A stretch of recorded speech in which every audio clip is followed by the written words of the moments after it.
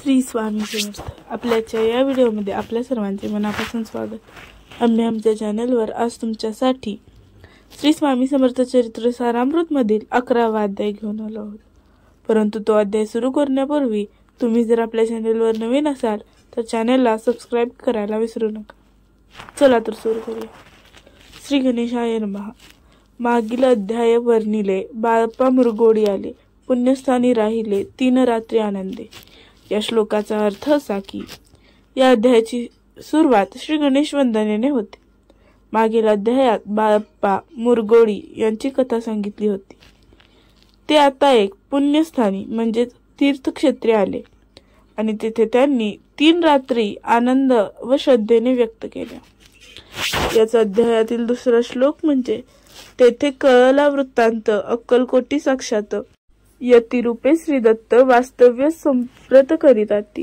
या श्लोकाचा अर्थ असा की त्या तीर्थस्थळी त्यांना एक शुभ वृत्तांत म्हणजेच ऐकायला मिळाले की अक्कलकोटी येथे साक्षात यती स्वरूप श्री दत्तात्रय म्हणजेच स्वामी समर्थ वास्तव्य करत आहेत. याचा अध्यायातील तिसरा श्लोक म्हणजे तेथे आपुला मनोदय सिद्धीस जाईल निसंचय फिटेल सर्व ही संदेय श्री सद्गुरु कृपेने.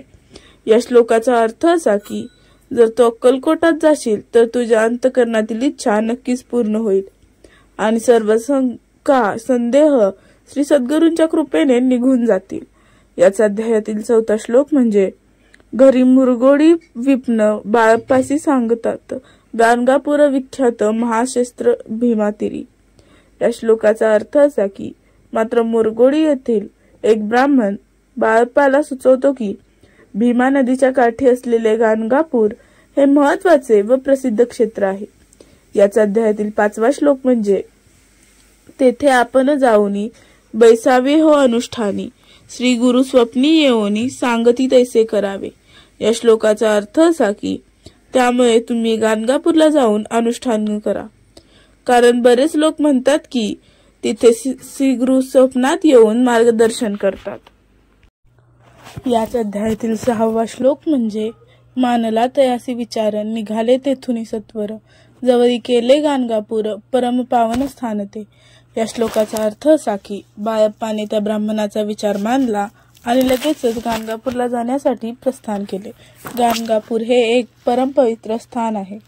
या अध्यायातील 7वा श्लोक म्हणजे कामना धरुनी चित्ती सेवे करी सेवा करीती जेथे वाहे भीमा नदी स्नान करीती भक्तजन. या श्लोकाचा अर्थ असा की ज्यांच्या मनात कोणती ना कोणती कामना किंवा इच्छा आहे असे अनेक भक्त गाणगापूर येथे सेवा करतात. तेथे वाहणाऱ्या पवित्र भीमा नदीत स्नान करतात, कारण त्या स्नानाने पुण्य प्राप्त होते. 8वा श्लोक म्हणजे पुत्र कामना धरुनी चित्ती आराधिती नरसिंह सरस्वती दारिद्र्य धन इच्छिती रोग जेणे आरोग्य. या श्लोकाचा अर्थ असा की ज्यांच्या मनात पुत्र प्राप्तीची इच्छा आहे ते नरसिंह सरस्वतीची आराधना करतात. गरिबांना धन हवं असतं, रोग्यांना आरोग्य हवं असतं, म्हणून तेही येथे येऊन सेवा करतात. याचा अध्यायातील 9वा श्लोक म्हणजे कोणीही घालिती प्रदक्षिणा कोणी ब्रह्मभोजना कोणी करीती गंगा स्नाना कोणी घालिती नमस्कार. या श्लोकाचा अर्थ असा की काही भक्त प्रदक्षिणा घालतात तर काही ब्रह्मभोजन करतात, काही गंगा स्नान म्हणजेच भीमा नदीतील स्नान करतात तर काही जण नमस्कार करीत देवाला वंदना करीत असतात. याचा अध्यायातील 10वा श्लोक म्हणजे तेथील सर्व सेवेकरी नित्य नियमे 2 प्रहरी मागोनी या मधोकरी निर्वाह करीती आपुला. या श्लोकाचा अर्थ असा की गाणगापूरच्या त्या पवित्र स्थानात राहणारे सर्व सेवेकरी दररोज नियत वेळी म्हणजेच सकाळ संध्याकाळ 2 प्रहरी मधुकरी भिक्षा मागून आपला निर्वाह करतात. याचा अध्यायातील 11वा श्लोक म्हणजे बाळप्पा तेथे पातले स्थान पाहोनी आनंदले नृसिंह सरस्वती पाऊले प्रेम भावे वंदिले. या श्लोकाचा अर्थ असा की बाळप्पा गाणगापूरला पोहोचले. ते पवित्र स्थान पाहून ते खूपच आनंदित झाले आणि तेथे नरसिंह सरस्वतीच्या चरणांना प्रेमपूर्वक त्यांनी वंदन केले. याचा अध्यायातील 12वा श्लोक म्हणजे प्रातकाळी उठोनी संगमावरी स्नान करोनी जप ध्यान आटपुनी मागुनी येती गावा. या श्लोकाचा अर्थ असा की बाळप्पा रोज प्रभाती उठून संगमावर म्हणजेच भीमा आणि अमरा नदीच्या संगमावर स्नान करतात. त्यानंतर जप व ध्यान करून गावात मधुकरी मागायला निघतात. याचा अध्यायातील 13वा श्लोक म्हणजे सेवेकऱ्यांबरोबरी मागून या मधुकरी भोजनानंतर संगमावरी परतोनी येते ती. या श्लोकाचा अर्थ असा की बाळप्पा इतर सेवेकऱ्यांबरोबर भिक्षा मागून जेवतात. जेवणानंतर पुन्हा नदीच्या संगमावरच परत येतात. याचा अध्यायातील 14वा श्लोक म्हणजे मध्यान स्नान करोनी पुन्हा बैसले जपध्यानी असता जाता वासरमरणी संध्या स्नान करावे. या श्लोकाचा अर्थ असा की मध्यानी म्हणजे दुपारी पुन्हा एकदा स्नान करून ते जप व ध्यानासाठी बसतात. संध्याकाळी सूर्यास्ताच्या वेळी संध्या वंदनासाठी स्नान करतात. याचा अध्यायातील 15वा श्लोक म्हणजे करोनिया संध्या वंदन जप आणि नामस्मरण रात्र पडता परतोन ग्राम माझी येती ते. या श्लोकाचा अर्थ असा की संध्यावंदन करून ते जप आणि गुरु नामाचे स्मरण करतात. रात्र झाल्यावर मग ते परत पुन्हा गावी येतात. याचा अध्यायातील 16वा श्लोक म्हणजे बाळप्पा ते गृहस्थाश्रमी संतती संतती सर्व सदनी परान्न ठावे नसे स्वप्नी स्वप्नर्थ भिक्षा मागती. या श्लोकाचा अर्थ असा की बाळप्पा पूर्वी गृहस्थाश्रमी होते. त्यांच्याकडे संतती मुलं व संपत्ती सर्व काही घरात होतं. ते इतके स्वयंपूर्ण होते की दुसऱ्याचं अन्न स्वप्नातही न खाणारा असा त्यांचा स्वाभिमान होता. पण आता ते भिक्षा मागून जीवन जगत आहेत. याचा अध्यायातील 17वा श्लोक म्हणजे सद्गुरु प्राप्तीकरिता सोडूनी गृहसुत कांता शीतोष्णाची पर्वा न करिता आनंद वृत्ती राहती. या श्लोकाचा अर्थ असा की सद्गुरूंची प्राप्ती व्हावी म्हणून बाळप्पाने घर मूल पत्नी सगळं त्यागलं. थंडी उष्णता यांची पर्वा न करता ते आनंदाने साधनेत रमले. याचा अध्यायातील 18वा श्लोक म्हणजे पंचपक्वाने सेविती घरी येथे मागती मधुकरी मिळता कोरड्या भाकरी उदरपूर्ती न होय. या श्लोकाचा अर्थ असा की पूर्वी बाळप्पा घरी पंचपक्वाने म्हणजेच उत्तम आणि 5 प्रकारचे पदार्थ खायचे. पण आता ते मधुकरी मागतात आणि मिळते ते केवळ कोरडी भाकरी ज्याने पोटही नीट भरत नाही. याचा अध्यायातील 19वा श्लोक म्हणजे शीतोष्णाचा होय त्रास अर्धपोटी उपवास परितयांचे मानस कदा उदास नोहेची. या श्लोकाचा अर्थ असा की त्यांना थंडी ऊन उपवास अर्धपोटी राहणं सर्व प्रकारचे शारीरिक कष्ट होतात पण त्यांचे मन कधीही उदास होत नाही. याचा अध्यायातील 20वा श्लोक म्हणजे अय्या राम सेवेकरी राहत होते गाणगापुरी त्यांनी देखून ऐसी परी बाळप्पासी बोलती. या श्लोकाचा अर्थ असा की गाणगापुरात काही अय्याराम म्हणजेच स्थिर भक्त राहत होते. त्यांनी बाळप्पाची अशी कठोर तपश्चर्या पाहून त्याच्याशी बोलायला सुरुवात केली. याचा अध्यायातील 21वा श्लोक म्हणजे तुम्ही भिक्षा घेऊनी नित्य यावे आमच्या सदनी जे जे पडील तुम्हास कमी ते ते आम्ही पुरवूजी. या श्लोकाचा अर्थ असा की गाणगापुरातील अय्याराम सेवेकरी बाळप्पाला म्हणतात तुम्ही भिक्षा मागूनच या पण नित्य आमच्याकडे या. तुम्हाला जे काही कमी पडेल ते आम्ही मनापासून पुरवू. याचा अध्यायातील 22वा श्लोक म्हणजे बाळप्पा मानवले 2 दिवस तैसे केले पोटभरी जेवले पण संकोच मनासी. या श्लोकाचा अर्थ असा की बाळप्पाला ही गोष्ट पटली आणि त्यांनी 2 दिवस तसा स्वीकार केला. भरपेट जेवलेही पण तरीही त्यांच्या मनात संकोच वाटत होता. याचा अध्यायातील 23वा श्लोक म्हणजे ज्याने सोडले त्यांचे घरी मागून या मधोकरी जाऊन या संगमावरी झोळे उदकी बुडवावी. या श्लोकाचा अर्थ असा की बाळप्पाने पुन्हा ते सेवेकऱ्यांकडे जाणं बंद केलं. पुन्हा मधुकरी मागायला लागले. संगमावर जाऊन भिक्षा मिळालेली झोळी पाण्यात बुडवा. याच अध्यायातील 24वा श्लोक म्हणजे आनोनिया बाहेरी बैसुनी तेथे शेळेवरी मग खाव्या भाकरी ऐसा नेम चालविला. या श्लोकाचा अर्थ असा की ते जे काही मिळेल ते बाहेर संगमाजवळ आणतात. एका शिळ्या दगडावर बसून तेवढीच भाकरी खातात. हा त्यांचा नित्य नियम बनला. याचा अध्यायातील 25वा श्लोक म्हणजे असे लोटले काही दिवस सर्व शरीर झाले कृश निशिदिनी चिंता चित्तास सद्गुरु प्राप्तीची लागली. असे काही दिवस गेले. उपास कष्ट तपश्चर्या यामुळे संपूर्ण शरीर कृश म्हणजेच अशक्त झालं.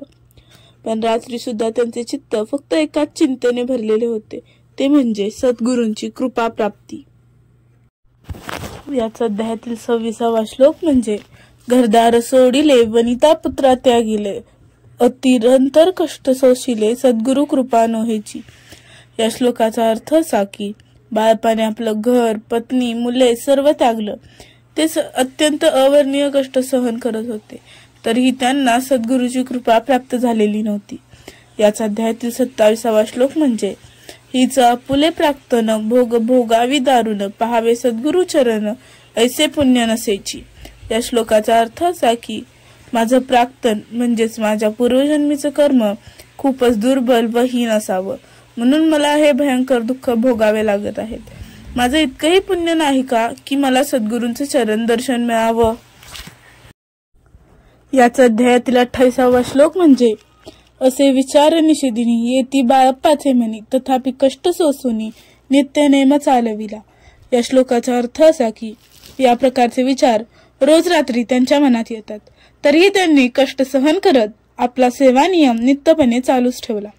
याच अध्यायातील 29वा श्लोक म्हणजे एक मास होता निश्चिती स्वप्नी 3 यती मूर्ती येऊन या दर्शन देती बाळप्पाचे चित्ती सुखावे। या श्लोकाचा अर्थ असा की अशा प्रकारे 1 मास पूर्ण झाला, तेव्हा एका रात्री बाळप्पाला स्वप्नात 3 यती स्वरूप गुरु दर्शनाला आले आणि त्यांचे मन प्रचंड आनंदित झाले। याच अध्यायातील 30वा श्लोक म्हणजे 15 दिवस गेल्यावरी निद्रस्थ असता एके रात्री एक ब्राह्मण स्वप्नाभितरी येऊन या आज्ञापी। या श्लोकाचा अर्थ असा की त्यानंतर आणखी 15 दिवस गेले, तेव्हा एका रात्री बाळप्पा झोपत असताना स्वप्नात एक ब्राह्मण त्यांच्या समोर येतो आणि त्यांना आज्ञा देतो। याच अध्यायातील 31वा श्लोक म्हणजे अक्कलकोटी श्रीदत्त स्वामी रूपे नांदत तेथे जाऊन त्वरित कार्य इच्छित साधावे। या श्लोकाचा अर्थ असा की स्वप्नात आलेला ब्राह्मण बाळप्पांना सांगतो अक्कलकोट येथे श्रीदत्त स्वामी रूपात वास्तव्य करत आहेत, तेथे तू त्वरित जा, आपली इच्छित कामना तेथे पूर्ण होईल। याच अध्यायातील 32वा श्लोक म्हणजे पाहुनिया ऐसे स्वप्न मनी पावले समाधान म्हणती केले कष्ट दारुण त्याचे फळ मिळेल की। या श्लोकाचा अर्थ असा की हे स्वप्न पाहून बाळप्पाच्या मनाला मोठे समाधान मिळाले। तो म्हणतो मी जे कठोर कष्ट सहन केले ते व्यर्थ गेले नाहीत, त्याचं फळ मला लवकरच मिळणार। याच अध्यायातील 33वा श्लोक म्हणजे अक्कलकोटी त्वरित जावयाचा विचार करीत तर तयासी एकपत्र शये खाली सापडले। या श्लोकाचा अर्थ असा की बाळप्पा लगेच विचार करतो की आपण अक्कलकोटला जायचं, तेवढ्यात त्याला आपल्या शयेखाली म्हणजेच झोपायच्या जागेखाली एक पत्र सापडतं। याचा अध्यायातील 34वा श्लोक म्हणजे त्यात लिहिली एक ओळी करू नये उतावळी ऐसे पाहून त्यावेळी विचार केला मनासी। या श्लोकाचा अर्थ असा की त्या पत्रात लिहिलं होतं उतावळेपणा करू नये। हे वाचून बाळप्पाने लगेच स्वतःच्या मनात विचार केला। याच अध्यायातील 35वा श्लोक म्हणजे आपण केले अनुष्ठान परी ते जाहले अपूर्ण आणखीन काही दिन क्रम आपुला चालवावा। या श्लोकाचा अर्थ असा की आपण जो अनुष्ठानाचा नियम केला आहे तो अजून पूर्ण झालेला नाही, म्हणून अजून काही दिवस तोच क्रम चालू ठेवावा असा विचार बाळप्पा करतात। याचा अध्यायातील 36वा श्लोक म्हणजे मग कोणे एके दिवशी बाळप्पा आले संगमासी वृक्षतळी ठेवून वस्त्रांसी गेले स्नान करावया। या श्लोकाचा अर्थ असा की एके दिवस बाळप्पा नेहमीप्रमाणे संगमावर आले, आपली वस्त्रे एका झाडाखाली ठेवली आणि मग नदीत स्नानासाठी गेले। याचा अध्यायातील 37वा श्लोक म्हणजे परतले स्नान करूनी सत्वर आले त्या स्थानी वस्त्र उचलेल्या खालोनी वृश्चिक एक निघाला। या श्लोकाचा अर्थ असा की स्नान करून बाळप्पा पुन्हा त्या झाडाखाली आले जिथे त्यांनी वस्त्रे ठेवली होती, तेव्हा त्यांनी वस्त्र उचलले आणि त्या खालून एक विंचू बाहेर आला। याचा अध्यायातील 38वा श्लोक म्हणजे तयासी त्यांनी न मारिले नित्यक्रम आटोपिले ग्राम माझी परतले गेले भिक्षे कारणे। या श्लोकाचा अर्थ असा की त्या विंचवाला बाळप्पाने न मारता सोडून दिलं, आपला नित्यक्रम शांतपणे पूर्ण केला आणि मग गावात भिक्षा मागण्यासाठी परत गेले। याचा अध्यायातील 39वा श्लोक म्हणजे त्या दिवशी ग्रामाभितरी पक्वान मिळाले घरोघरी बाळप्पा तोषले अंतरी उत्तम दिन मानिला। या श्लोकाचा अर्थ असा की त्याच दिवशी गावात पक्वान म्हणजेच उत्तम पदार्थ मिळाले, बाळप्पांना सगळीकडे भिक्षा मिळाली, त्यामुळे त्यांचं मनही प्रसन्न झालं। त्यांनी हा दिवस उत्तम दिवस म्हणून मानला। याचा अध्यायातील 40वा श्लोक म्हणजे अक्कलकोटी जावयासी निघाले मग त्याच दिवशी उत्तम शकून तयांसी मार्गावरी जाहले। या श्लोकाचा अर्थ असा की बाळप्पा आता अक्कलकोटला जाण्यासाठी निघाले आणि तेही त्याच दिवशी।